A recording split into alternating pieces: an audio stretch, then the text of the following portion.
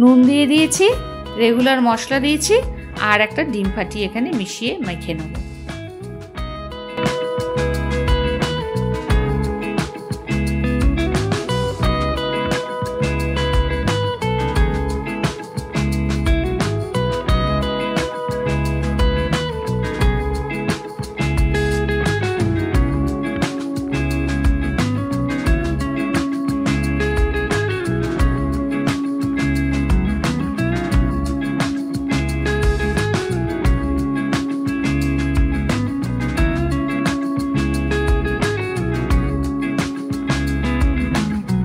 আর আমরা যে ফ্লাইটটায় যাব সেটা এখানে এসে গেছে।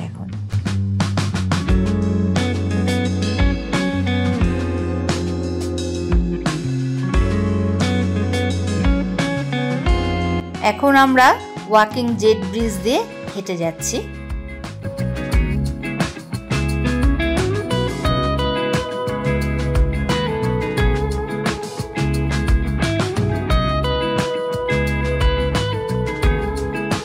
সিট নিয়ে বসে পড়েছি। ফ্লাইট ছাড়লে যোগাযোগ বিচ্ছিন্ন হয়ে যাবে, 2.5 ঘন্টা পর ফিরে আসছে।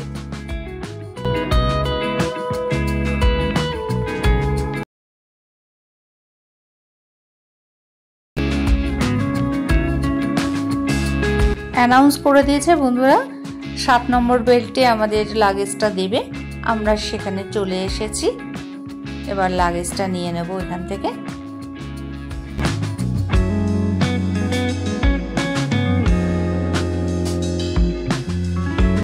ফিরে আসলাম মূল রেসিপিতে, চলুন দেখে নিই।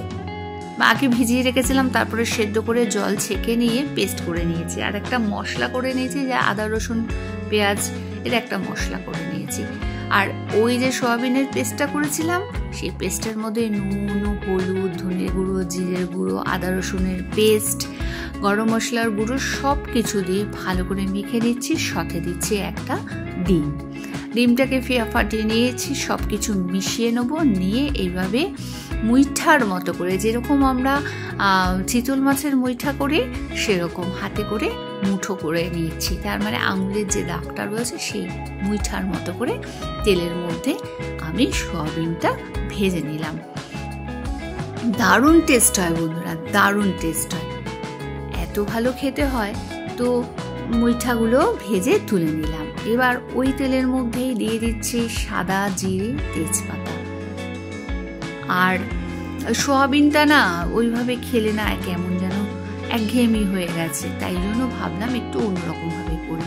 একদম মাথা থেকে বের করলাম যে মুইঠার মতো করলে কেমন হয়, তাই সয়াবিনটাকে পেস্ট করে এইভাবে রান্না করছি। এখানে পেঁয়াজ, রসুন, আদা যে কাঁচা মশলাটা ভেজে নিয়েছি তার মধ্যে দিয়ে দিলাম রেগুলার মশলা। রেগুলার মশলাটাও ভালো করে ভেজে নিয়েছি। সাইড দিয়ে অল্প করে জল দিচ্ছি যাতে মশলাটা পুড়ে না যায়। এরপরে ভালো করে ভাজা হয়ে যাওয়ার পর দিচ্ছি টক দই। টক দইটা একদম ওভেনে আঁচটা কমিয়ে নিয়েছি, নুন দিয়ে আগে ফেটিয়ে নিয়েছিলাম, সেইটার টক দইটা ওর মধ্যে দিলাম। তারপরে গরম মশলা, ঘি সব কিছু দিয়ে, আর ওই যে মুইঠাগুলো করে রেখেছিলাম সয়াবিনের, সেগুলো দিয়ে দিলাম। ওপর থেকে সামান্য ধনে পাতা দিলাম। এটাও কিন্তু আপনার ইচ্ছে না হলে নাও দিতে পারেন, কোনো ব্যাপার না।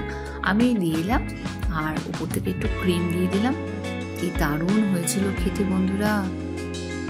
ভিডিওটা আপনাদের কেমন লাগলো? ভালো লাগলে প্রচুর প্রচুর শেয়ার করে লাইক করে দেবেন। আর এখনও যারা সাবস্ক্রাইব করেনি তাদের বলবো সাবস্ক্রাইব করে পাশে থাকা বেল আইকনটি অল ক্লিক করে দেবেন, তাহলে প্রত্যেক দিনের নোটিফিকেশনটা সবার প্রথম আপনার কাছে পৌঁছে যাবে। আজ তবে এই পর্যন্তই, আবারও দেখা হবে পরবর্তী সময় পরবর্তী ভিডিওতে।